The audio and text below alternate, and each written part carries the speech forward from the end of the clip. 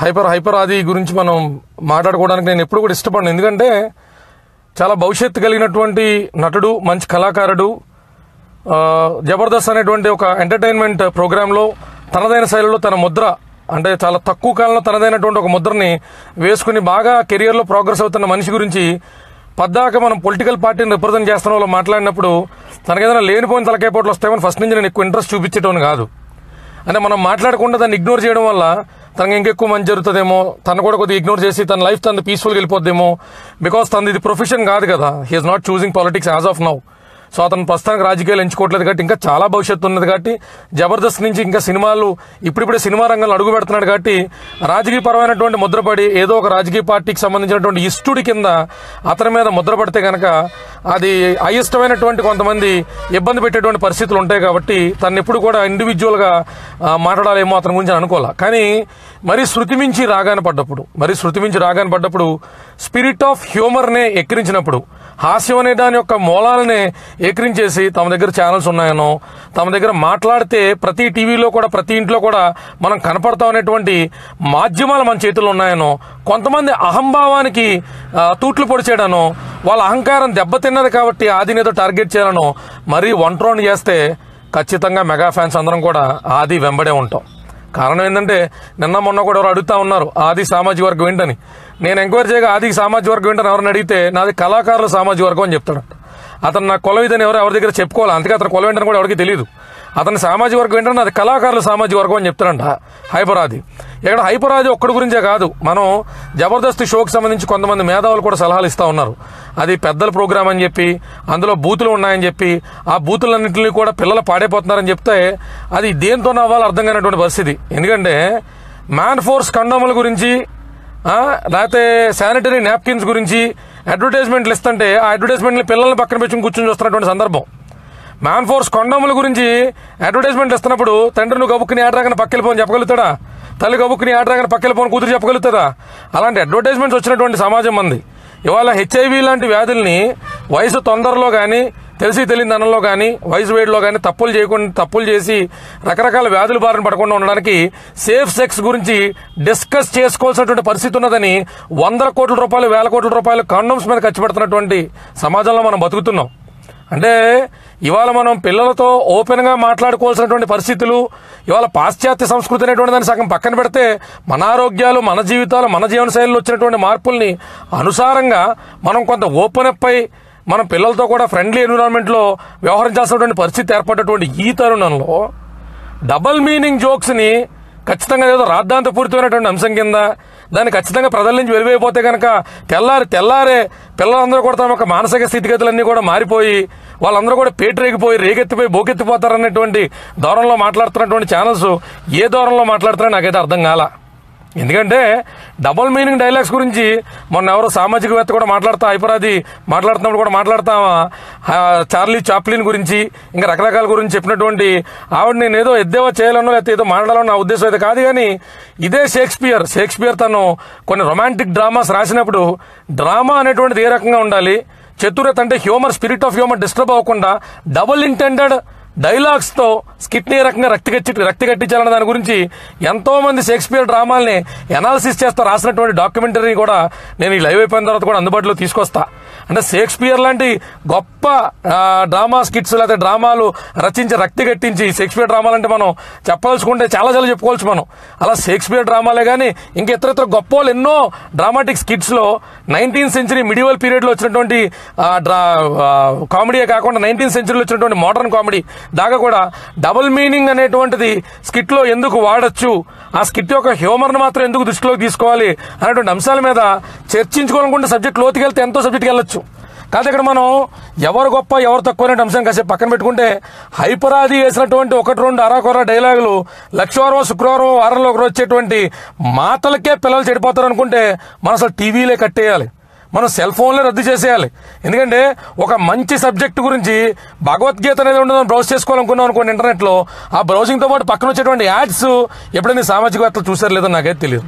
పిల్లలు ఆహ్లాదభరితంగా చూడాలనుకునేటువంటి చిన్న కార్టూన్స్ కోసం యూట్యూబ్ లోకి వెళ్తే వచ్చేటువంటి యాడ్స్ ని చూసారు లేదో నాకు తెలియదు.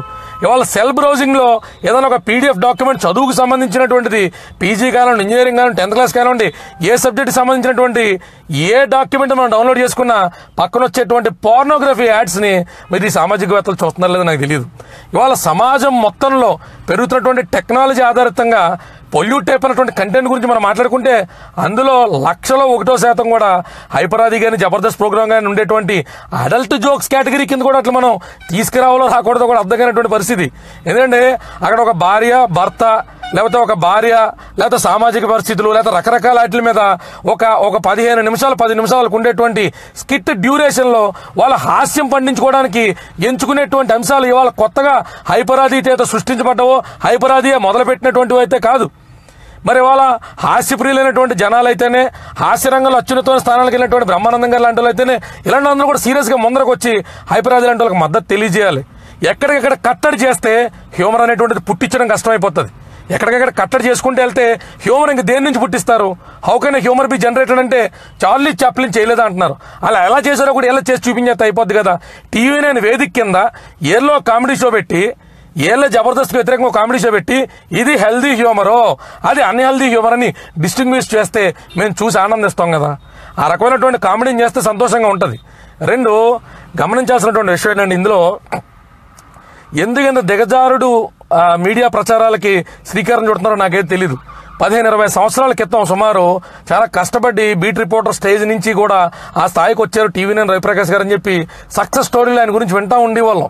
ఆయన సక్సెస్ స్టోరీ గురించి తెలుసుకుంటూ ఉండేవాళ్ళం. ఆయన కష్టపడి ఎదిగాడంట, ఆయన సమాజం పట్ల ఎంతో విలువైనటువంటి చిత్తశుద్ధి కనపరిచేవాడంట, మంచి మంచి ప్రోగ్రామ్ చేస్తారు. చిన్నప్పటి నుంచి అంతా టీవీ నేను చూస్తాను, ఇలాంటి ఏబిఎన్ లాంటి ఛానల్ చూస్తాను, ఈనాడు పేపర్లు చదువుతాను పెరిగాం.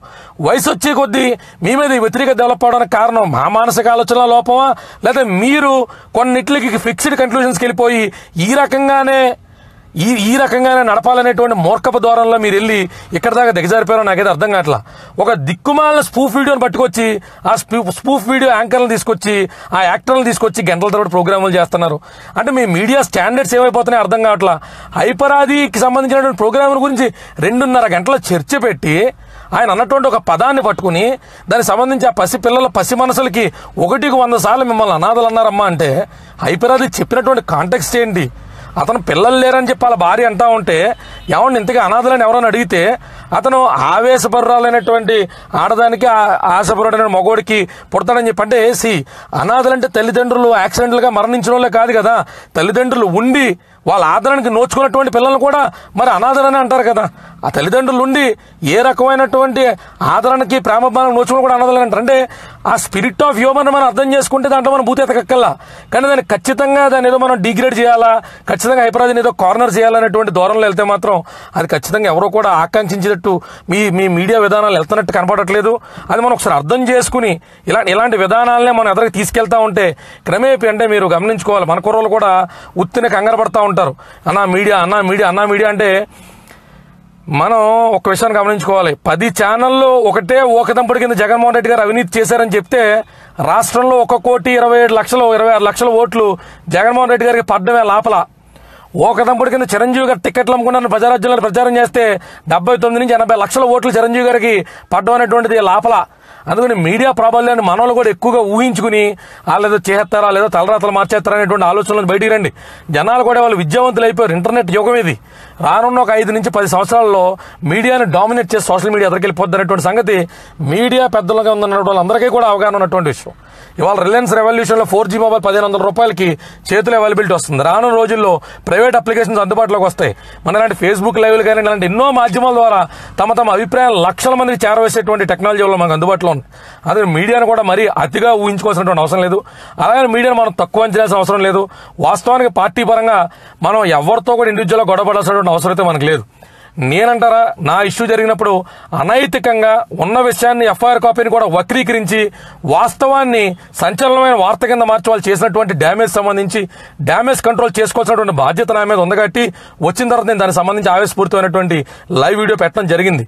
ఆ తర్వాత ఆ ఇష్యూ గురించి ఎక్కడ మనం టచ్ చేయాల్సిన అవసరం మనకు లేదు. ఇంకా రెగ్యులర్గా పవన్ కళ్యాణ్ గారు అవార్డులకు సంబంధించి అయితేనే ఈ అంశాల గురించి అయితేనే మనం ఎలా కాదు రెస్పాండ్ అవ్వాల్సిందే. ఒక కలెక్టివ్ యాక్షన్ ద్వారా ప్రజల్లోకి తీసుకెళ్లాలి. ఎలా తీసుకెళ్లాలంటే చాలా మంచి మంచి మంచి యాక్టివిటీస్ మన వాళ్ళు ఆల్రెడీ చేస్తున్నారు. బాలకృష్ణ గారు కడుపైనా చేయాలి ముద్దైనా పెట్టాలన్న అంశం గురించి టీవీ నుంచి చర్చా కార్యక్రమం పెట్టగా నేనైతే ఎక్కడ చూడాల, టీవీ నేను ఎక్కడ లాగ్గా నేను చూడాల. తేట తెల్లంగా ఒక సామాజిక వర్గానికి సంబంధించో అధికారంలో ఉన్న ప్రభుత్వానికి సంబంధించో ఎక్కడ మాట్లాడడానికి దమ్ము ధైర్యం సరిపోయినటువంటి ఛానల్స్ ఒక అనామకుడైనటువంటి వ్యక్తి ఎవరు బ్యాక్గ్రౌండ్ లేకుండా ఎవరు సహాయ సహకారాలు లేకుండా ఈ రోజు తెలుగు కళామ తల్లి యొక్క ఆశీస్సులతో తనదైన ఒక చిన్న ప్రోగ్రాం చేసుకుంటూ ఎదుగుతున్నటువంటి ఒక వ్యక్తి మీద ముప్పేటు దాడి కింద 2.5 గంటల ప్రోగ్రాంలు పెట్టారంటే వాళ్ళ యొక్క మీడియా విలువల గురించి ప్రజలు ఏమన్నా గొప్పగా అనుకుంటారంటే అది ఒక మీ యొక్క అవివేకం మాత్రం అవుతుంది. అందుకని మనం దాని గురించి మాట్లాడుకోవాల్సిన అవసరం లేదు అన్న. నేను అదే చెప్తున్నాను, ఇక్కడ జనసేనకి రిలేటెడ్ గా హైపరాదిని ఎక్కడ మాట్లాడలేదన్న, ఇక్కడ పార్టీకి రిలేటెడ్ కూడా ఎక్కడ నేను మాట్లాడట్లా. చాలా స్పష్టంగా మా తోటి అభిమానిగా మాత్రమే హైపరాదిని ట్రీట్ చేస్తున్నాం. జనసేన రిలేటెడ్ గా మాట్లాడి నేనే జనసేన అఫీషియల్ అధికార ప్రతినిధిని కాదు. ఇక్కడ మాట్లాడే వాళ్ళు ఎవరూ కూడా జనసేనకు సంబంధించి అధికారంగా ఇందులో నియమింపబడిన వాళ్ళం కాదు. మా తోటి అభిమానికి వచ్చినటువంటి కష్టానికి సంబంధించి మాత్రమే మేము ఆధారభూతంగా స్పందిస్తున్నాం. ఈ లైవ్ అయిపోయిన తర్వాత కూడా ఏం ఆధారభూతంగా స్పందించాం, హ్యూమర్ లో డబల్ ఇంటెండెడ్ డైలాగ్స్ ఉండొచ్చనేటువంటి సంగతి ఆవిడ చెప్పిన అమెరికా ఐరోపా దేశాల్లో ఉన్నటువంటి గొప్ప గొప్ప హాస్య ప్రియులు, హాస్య చతురోక్తులు ఇస్తున్నటువంటి వ్యక్తులు, హాస్యాన్ని పుట్టించినటువంటి వ్యక్తులు, హాస్య బ్రహ్మల కింద పేరున్నటువంటి వ్యక్తులు, నేను ఆవిడ పేరు కూడా తీదలుచుకోవాలి, సామాజికవేత్త పేరు కూడా, ఆవిడ చెప్పినటువంటి దేశాల్లోనే ఆ డాక్యుమెంట్లు తీసి పెట్టడం జరుగుతుంది. అందుకని హైపరాది మాట్లాడినటువంటి స్కిట్లు గానీ హైపరాది చేస్తున్నటువంటి జబర్దస్త్ గురించి కానీ ప్రజలైతే ఎవరికి ఏరో నెగిటివ్ ఒపీనియన్స్ లేవు. వీళ్ళు ఇంకో 1,00,000 ప్రోగ్రామ్స్ పెట్టినా ప్రజలైతే జబర్దస్త్ ఆదరించడం అయితే మానరు. Because it is having a healthier situation as on date. ఇంకోటి మనం మాట్లాడుకుంటే 1970లో చిన్న చిన్న జోకులకు కూడా స్పందించేటువంటి సెన్సిటివిటీలో జనం కింద మనం ఉండేటోళ్ళం. 1980లో వచ్చేసరికి మరింత కొంచెం దాన్ని సెన్సిటివిటీని తగ్గించుకుని కొంచెం హైపర్గా వెళ్లాల్సినటువంటి పరిస్థితులు. 1990లకు వచ్చేసరికి 2000 దశాబ్దానికి వచ్చేసరికి 2010లకు వచ్చేసరికి ఎప్పుడైతే మన తరాలు మారుతున్నాయో టెక్నాలజీ పెరుగుతుందో మనం నవ్వేటువంటి జోకులు కూడా మారిపోతున్నాయి. ఇవాళ చిన్న చిన్న జోకులకి స్పందించేటువంటి పరిస్థితి ఉన్నదా? ఇవాళ పల్లె జానపదాలు విని మన ఆహ్లాదభరితంగా ఫీల్ అయ్యేటువంటి పరిస్థితి ఉన్నదా? Rapid music, speed music, rap, rock, pop songs వైపుగా మనం మొగ్గు చూపుతున్నాం. దానికి కారణం ఏంటంటే మారుతున్నటువంటి వాతావరణం, మారుతున్నటువంటి శారీరక పరిస్థితులు, మానసిక ఒత్తిడులు, వీటన్నిటిలో భాగంగా మన మనసు కోరుకునేటువంటి ఎలిమెంట్స్ కూడా మారిపోయినాయి. హైపరాది లాంటి కామెడీనో లేదా వాళ్ళు నచ్చే కామెడీనో మనం వాళ్ళు ఎంటర్టైన్ చేయగలుగుతున్నాం, మనం ఆనందించగలుగుతున్నాం, దాన్ని చూసి ఇష్టపడగలుగుతున్నాం. ఇష్టపడలేనటువంటి మానసికంగా ఇంకా సెన్సిటివ్గా ఉండే వ్యక్తులు ఎవరైనా ఉంటే who is compelling them to see the show? Who is compelling them to see the show? 9 o'clock, 9:30, 10 o'clock వచ్చేటువంటి షోని పిల్లల్ని ఖచ్చితంగా కూర్చోబెట్టి చూపించాలి ఈ ప్రోగ్రామ్ ముందని చెప్పి జబర్దస్త్లో ఏమైనా వేస్తున్నారా? తల్లిదండ్రులు ఏమైనా ఫోర్స్ చేస్తున్నారా? ఇప్పుడు మన పిల్లలు చూస్తే పాడైపోతారు, పిల్లల ప్రొవోకేషన్ వస్తుంది అనుకుంటే కండోమ్ యాడ్ చూస్తే కుర్రోడుగా కండోమ్ ఎందుకు వాడతారని థాట్ రాదా? దాని అర్థం కండోమ్ కొనుక్కున్నాడు రేపులు చేస్తారని అర్థమా? దాని అర్థం రేపులు చేస్తారని అర్థమా? ఒక కండోమ్ యాడ్ చూసి కుర్రోళ్ళు ఎంతమంది ప్రొవోక్ అవుతున్నారు చెప్పండి? ఒక కండోమ్ యాడ్ చూసి ఎంతమంది ప్రొవోక్ అవుతున్నారు? హైపరాది చూసి ఎంతమంది ప్రొవోక్ అయిపోతారో చెప్పినటువంటి పెద్దలే వివరించాలి. అందుకని ఇందులో కత్తిమహేష్ గురించో లేకపోతే ఆ టీవీ నైన్ వాళ్ళ గురించో నేను 100 సార్లు చెప్తా ఉంటాను. మాట్లాడాల్సిన అవసరం లేదు. మన వాళ్ళు సీరియస్గా తీసుకోవాల్సినటువంటి అవసరం ఇందులో లేదు. అలా లక్షల కొద్ది యాడ్లు వేసుకున్న ఇందులో మనం పట్టించుకోవాల్సినటువంటి సందర్భం అయితే లేదు. ఎందుకంటే వాళ్ళు ఎంత ప్రభావితం చేయగలుగుతారు? 2014 కలిసినప్పుడు చూసాం కదండి, 37 దాడి చేశారు జగన్మోహన్ రెడ్డి గారి మీద. ఆయనకన్నా 1.5 కోట్లు రావడం పోయినాయా? చిరంజీవి గారు ఎంతకంటే ఎక్కువ దాడులు చేశారు, 80 లక్షల ఓట్లు రావడం పోయినాయా? వీళ్ళు ఎంతమంది ప్రభావితం చేయగలుగుతారు అనేటువంటి దాని గురించి మనం చర్చించుకునేది ఉపయోగం లేదు. కానీ నైతిక విలువలు ఉన్నాయి లేనటువంటి సంగతి ప్రజలు గమనిస్తున్నారు. కాబట్టి మనం కూడా ఆర్గనైజ్డ్ గా అప్రోచ్ అయ్యి ఇలాంటి విషయాలు వచ్చినప్పుడు మనం ఇండివిజువల్ గా ఎవరికాల మీడియాను కాంటాక్ట్ మనం కంపేర్ చేసినా లేకపోతే అందులో ఉన్నటువంటి యాంకర్లు మనం ఇది చేసిన రానున్న భవిష్యత్తు రోజుల్లో మనం అదే మీడియా ఛానల్స్ లో కూర్చొని డిబేట్కి వెళ్ళాల్సిన పరిస్థితి ఉంటుంది. నేను ఎప్పుడు కూడా మన వాళ్ళకి ఎంగేజ్ చేయడానికి ప్రయత్నించేటోని. అంటే ఏదైనా డిబేట్లకు వెళ్ళినా కూడా ఒక 97 డిబేట్లకు వెళ్ళామన్నా కూడా ఏదో ఒక యాక్టివిటీలో ఎంగేజ్ చేయకపోతే ఈ హై లెవెల్ ఎనర్జీస్ అన్ని కూడా డిస్ట్రాక్ట్ అవుతూ ఉంటాయి, డిస్టర్బ్ అవుతూ ఉంటాయి, రకరకాల వాటి మీదకి వెళ్ళిపోతూ ఉంటాయని మిమ్మల్ని ఆక్యుపైడ్గా ఉంచడానికి ఏదో ఒక కరెంట్ రన్నింగ్ టాపిక్స్ మీద డిబేట్లకు వెళ్తూ ఉండేవాడిని. లక్కీగా 90 డిబేట్లు పవన్ కళ్యాణ్ గారు కూడా వదిలేరు. మరి ఏ కారణాలు రీచ్ అయితేనే ప్రశ్న ఒకటి రావడం, ఆ తర్వాత కూడా నేను అంత కాన్ఫిడెంట్గా యాక్టివ్గా పార్టిసిపేట్ చేయలేకపోవడం, సరిగ్గా మిమ్మల్ని ఎవరిని ఎంగేజ్ చేసేటువంటి ప్రోగ్రామ్స్ కూడా చేయలేకపోవడం, తద్వారా కొంతమంది కెలకడం, ఆ తర్వాత నేను కూడా హైపర్ అవ్వడం, రకరకాల డిస్టర్బెన్సెస్ లో సరైన యాక్టివిటీ లేకపోవడం వల్ల మన వాళ్ళు అయిన దానికి కాందానికి కూడా అవసరమైన దానికంటే ఎక్కువ స్పందిస్తున్నా. నేను వాళ్ళందరూ రిక్వెస్ట్ చేసేది ఏంటంటే ఇందులో చాలా అంశాలు ముడిపడి ఉంటాయి. మీరు ఏదైనా స్పందించి రెస్పాండ్ అయ్యారనుకో అది ఒక అంశం కింద మీకు కనబడుతుంది, 10 ఆపర్చునిటీస్ కింద ప్రత్యర్థికి కనబడుతుంది. నేను 1 సార్లు చెప్తున్నాను, దయచేసి అర్థం చేసుకోండి. మనం అవతలకు అవకాశం ఇవ్వకూడదు. మనం దేనికి రెచ్చిపోతామో మన ప్రత్యర్థికి తెలిసినప్పుడు మనల్ని రెచ్చగొట్టడం సులువైపోతుంది. నా మాట నమ్మండి. మీరు ఆ యూట్యూబ్ TV9 మీదకి వెళ్ళి బూతులు తిడుతున్నారు, లేకపోతే ABN యూట్యూబ్ మీదకి వెళ్ళి బూతులు తిడుతున్నారు అనుకోండి కాసేపు. వాళ్ళు అదే కావాలి. వాళ్ళ TRPs పెరగడం అంటే మనల్ని ఎంగేజ్ చేయడం, మనల్ని తిడుతున్నామా మనల్ని మెచ్చుకుంటున్నామా అన్నది వాళ్ళ సబ్జెక్ట్ కాదు. వాళ్ళు చేసిన ప్రోగ్రామ్ మనందరం కసితోనో ఖుషితోనో ఇష్టంతోనో చూస్తున్నామా లేదా అన్నది వాళ్ళ సబ్జెక్ట్. మనకు నచ్చిన ప్రోగ్రామ్ ఉందనుకోండి, చూడడం మానేయండి. ఎప్పుడైతే దానికి రెస్పాన్స్ లేదో వాళ్ళ CEO పిలిచి చెప్తాడు, ఏంటయ్యా దిక్కుమాల ప్రోగ్రామ్ చేస్తున్నారు, ఎవడో చూడలే కదా అంటారు. అదే మనం చూస్తున్నాం అనుకో, సార్ వాళ్ళు రెచ్చగొట్టం సార్, వాళ్ళ తెంగన్న కొడుకులు రెచ్చిపోతున్నారు సార్, హైపరాదిని పిలిచి కూర్చోబెట్టగానే మనకు రెచ్చిపోయి కాల్స్ చేస్తున్నారు సార్, లేకపోతే ఇంకొకరిని పిలిచి కూర్చోబెట్టగానే రెచ్చిపోతున్నారు సార్ అని చెప్పి మనం రకరకాల కింద చేస్తూ ఉంటారు. అన్నా నేను రాజేష్ పిల్ల నేను ఒకటే అంటున్నాను, నువ్వు చాలా ఇంటెలెక్చువల్గా థింక్ చేస్తావు. హైపరాది యాడ్ చూసి మీ పిల్లోడు అడిగాడని చెప్తున్నావు అన్న. ఎప్పుడు మీ పిల్లోడు నిన్ను కొండం యాడ్ గురించి అడలేదన్నా? నాన్న మ్యాన్ ఫోర్స్ అంటే ఏంటి, వాళ్ళిద్దరు ఎందుకంటే ముద్దు పెట్టుకుంటాను అడలేదన్నా నిన్ను? అన్న పిల్లలు అడగడం మొదలు పెడితే పొద్దు కూకులు మనం టీవీ దగ్గర కూర్చుంటే 100 యాడ్ల గురించి మనం 100 రకాలు అడగాల్సి వస్తుందన్నా. అట్లన్నింటికి మనం సమాధానం చెప్పగలుగుతాం అన్న. డియోడ్రెంట్ కొట్టుకుంటే ఆడవాళ్ళు వచ్చి మీదడిపోతారన్న ఎక్కడన్నా? అది ఆడవాళ్ళ క్యారెక్టర్ని మోడస్టీని వాళ్ళు డీమీన్ చేసినట్టు డిఫేమ్ చేసినట్టు కాదా అన్న? యాక్స్ కానీ లేదా ఇంకోటి ఏదైనా కానీ స్ప్రే కొట్టుకుంటే ఆడవాళ్ళు వచ్చి ముద్దులేటేస్తారా ఎక్కడన్నా? నేను ఇప్పుడు 10 దెబ్బలు తెచ్చుకుంటున్నా, మన ఇద్దరం కొట్టుకుందాం అన్న. ఇవన్నీ జరగవన్నా. ఆ యాడ్లకి మీ పిల్లలు ఎవరు అడగరా అన్న? ఆ యాడ్లకి మీ పిల్లలు నాన్న స్ప్రే కొట్టుకుంటే అమ్మాయిలు పడిపోతారని అడగరన్న? హైపరాది జోకులు చూసి అడుగుతారా అన్న? హైపరాది జోకులు చూసి అడుగుతారా? యాక్స్ యాడ్లు చూసి కానీ మ్యాన్ ఫోర్స్ కొండలు చూసి కానీ అడగరా అన్న? ఎందుకన్నా ఇవన్నీ మనం మాడుకుంటే అలా సమాజంలో మార్పు కోరుకుందామని చెప్పండి, అన్ని అంశాలమే పోరాడదాం మనం. అలాంటి అడ్వర్టైజ్మెంట్ లేదంటాం. ప్రతి అడ్వర్టైజ్మెంట్లో ఆడదాన్ని ఒక కమోడిటీ అని చూపిస్తున్నటువంటి అడ్వర్టైజ్మెంట్ ఇప్పుడు కూడా వస్తున్నాయి. ఆడదాన్న కమోడిటీ అన్న ఏంటి? స్ప్రేలు కొట్టుకుంటే పడిపోవడానికి, లేదా క్లోజప్ ప్యాడ్ వాడు పళ్ళు తోముకుంటే ముద్దు పెట్టడానికి అమ్మే వచ్చేద్దా అన్న? నాకు అర్థం కొడుతున్నా. అంటే క్లోజప్తో పళ్ళు తోముకుంటే ఆడ ముద్దు పెట్టడానికి వచ్చేద్దా అన్న? మరి ఆటల గురించి ఈ సామాజికవేత్తలు ఎవరు మాట్లాడరేంటన్నా? ఇవన్నీ ఏంటంటే తేటతలంగా ప్రజలకి క్లియర్గా అర్థమైపోతుంది కదన్నా, సుస్పష్టంగా అర్థమైపోతుంది. హైపరాది పవన్ కళ్యాణ్ పోగొట్టడం నచ్చలా, అందుకు ఎలాగోలాగా హైపరాది దోలు తీర్చేయాలి కాబట్టి కేసు పెట్టించారు. అందుకని అనాథ పిల్లలు అని చెప్పి ఎవరైనా తీసుకొచ్చి స్టూడియోకి మాటించారు. ఒకవేళ ఆ పిల్లలు నా వీడియో చూసే అవకాశం ఉంటే, అమ్మ మీరు చిన్న పిల్లలు దయచేసి అర్థం చేసుకోండి. మిమ్మల్ని ఈ మీడియా ఆటలోకి ఎవరైతే లాగడానికి ప్రోక్ చేయడానికి ట్రై చేస్తున్నారో వాళ్ళు ఏ మాయ మాటలో పడద్దు. ఒకవేళ మా సోదరుడు హైపరాజ్ అన్న మాటలు మీకు ఏమన్నా మనసు గాయపరుచుంటే కనుక మా తోటి సోదరుడి కింద, మా తోటి అభిమాని కింద నేను క్షమాపణ చెప్తున్నారా తల్లి. మిమ్మల్ని ఎవరిని హత్యాలని ఉద్దేశం మాకు లేదు. ఎన్నో సేవా కార్యక్రమాలు చేస్తూ వచ్చాం. పవన్ కళ్యాణ్ గారి అభిమానుల కింద స్వచ్ఛందంగా ఎన్నో అనాథ శరణాలయాలకు కానీ ఎన్నో సేవా కార్యక్రమాలు కానీ ఈ మీడియా ఎప్పుడు చూపించే ప్రయత్నం కూడా చేయదు. దమ్ము దార్కాన్ని కూడా సరిపోదు. ఎన్నో సేవా కార్యక్రమాలు చేసామా. డఫ్ అండ్ డమ్ పిల్లలకైతేనే, ఏ రకంగా అవకాశం లేనటువంటి పిల్లలకైతేనే, ఏ రకమైనటువంటి నేను అనాథలనే పదాన్ని కూడా ఇష్టపడినాం. మనం కేవలం మీరు గాడ్ బ్లెస్ చిల్డ్రన్ అంటానమ్మా. మీకు దేవుడే తల్లి తండ్రి. మీకు తల్లిదండ్రులు లేకపోతే మనలో చాలా మంది ఉంటాం. ఒకవేళ హైపరాజ్ అనేటువంటి మిమ్మల్ని ఎక్కడ దృష్టిలో పెట్టుకుని అనలేదరు తల్లి. మీడియా ఆటలో మీరు ఎక్కడ కూడా భాగం కావద్దు. ఆ కేసుకి సంబంధించి అంటారా ఖచ్చితంగా న్యాయ పోరాటం చేసి వస్తే 100% న్యాయ పోరాటం చేస్తాం. ఏ కాంటాక్ట్ లో హైపరాజ్ అన్నాడు, ఏ కాంటాక్ట్ లో కేసులు పెట్టించారు, ఎవరెవరు పెద్ద మనుషులు అందరూ ఇన్వాల్వ్ అయ్యారని అందరు చేతులు చిట్టాలు బయటకు అయితే వస్తాయి. కానీ అందుకు ఖచ్చితంగా మనం గమనించుకోవాల్సినటువంటి విషయం ఏంటంటే, మనోళ్ళు ప్రత్యేకంగా చెప్తున్నా, ఎలాంటి 190 ఇన్సిడెంట్లు వస్తాయి. ఒకటే చెప్తున్నా, గుర్తుపెట్టుకోండి. మనం దేనికి రెచ్చిపోతామో ప్రత్యర్థిగా అవకాశం మీరు ఇచ్చేస్తే మన జుట్టు తీసుకెళ్ళాలి చేతులు పెట్టి మనల్ని పేకండి లాగండి అని అడిగినట్టు ఉంటుంది. అది గుర్తుపెట్టుకోండి. నేను భయపడతా. నన్ను చాలా మంది అడుగుతారు ఎందుకన్నా భయపడతా ఉన్నావు అంటే నేను ఖచ్చితంగా భయపడతా. రాజేష్ అన్న, if we have to talk about comedy show, we have to talk about Pogo channel, we have to talk about many other channels where adult comedy is mixed in a children's comedy show also. I'll give you 101 examples in that context. I'll give you 101 examples. అందుకని నేనేమంటానంటే మనం విత్తనవాదం అయితే ఇక్కడ చేయదలుచుకోవాలా. హైపరాదిని తోట అభిమాని కింద మనం అందరం కాపాడుకోవాల్సిన బాధ్యత ఉన్నది. ఎవరైనా పవన్ కళ్యాణ్ గారి తరపున నోరు ఎత్తితే నోరు ఏదైనా నొక్కేసి ఎవడా నొక్కేది నొక్కమని ఒకసారి ఏదో ఇంకోసారి నొక్కమని చెప్పి చెప్తాను నేను. అందులో హైపరాది కాంటాక్ట్స్ లో మంచి మాట్లాడా చెడు మాట్లాడా నేను అసలు ఎక్కడ జడ్జ్మెంట్లో మాట్లా. మహేష్ కత్తి గారి గురించి కూడా ఎక్కడ మాట్లా, దేవి గారి గురించి కూడా ఎక్కడ మాట్లా, అలాగే నాగవల్లి దేవి నాగవల్లి యాంకర్ గురించి అయితే మనకు అనవసరం అండి. ఆవిడ ఫోటోలు పెట్టి మనం ట్రోల్ చేయడం మానండి. రజనీకాంత్ గారిని కూడా ట్రోల్ చేయడం మానండి. యాంకర్లు మనం ట్రోల్ చేయొద్దు. వాళ్ళ ఛానల్కి సంబంధించి పనిచేస్తారు. మన పార్టీకి సంబంధించి ఎలా పనిచేస్తున్నాం, వాళ్ళ ఛానల్ సంబంధించి ఎలా కమిటీ పనిచేస్తాం. శృతి మించి మనం ఎవరిని టార్గెట్ చేయొద్దు. మనకు బోలంత భవితవ్యం ఉంది, భవిష్యత్తు ఉంది. సార్ సినిమాలు 2-3 వస్తున్నాయి, మెగా ఫ్యామిలీ సినిమాలు వస్తున్నాయి. ఆ సిద్ధు జాగ్రత్తగా వెళ్దాం. సాధ్యమైనంత వరకు తలదించి వెళ్ళమని చెప్తా. దాని అర్థం మిమ్మల్ని అందరినీ చేతకాలంగా ఉండమని చెప్పడం నా ఉద్దేశం కాదు. సాధ్యమైనంత వరకు తలదించుకుని వెళ్దాం. మన రోజు మనకు వస్తుంది. మనం మిగతా ప్రజలందరినీ కూడా ఆకట్టుకోవాల్సినటువంటి బాధ్యత మనకు ఉంటుంది.